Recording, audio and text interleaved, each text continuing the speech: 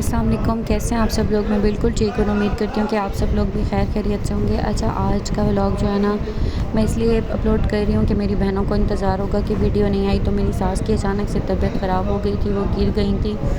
تو پھر جب ہم نے ہاسپٹل دکھایا تو انہوں نے ہمیں فوراً نشتر ملتان ریفر کر دیا تھا کہ آپ نشتر ہاسپٹل لے کر جائیں، کیونکہ ان کی ٹانگ کی ہڈی ٹوٹ چکی تھی۔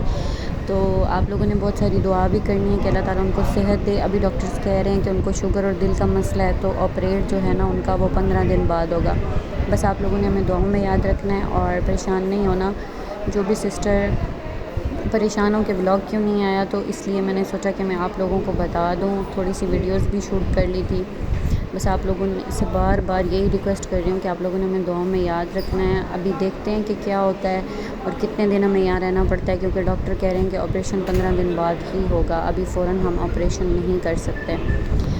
اللہ حافظ، اپنا بہت سارا خیال رکھیے گا۔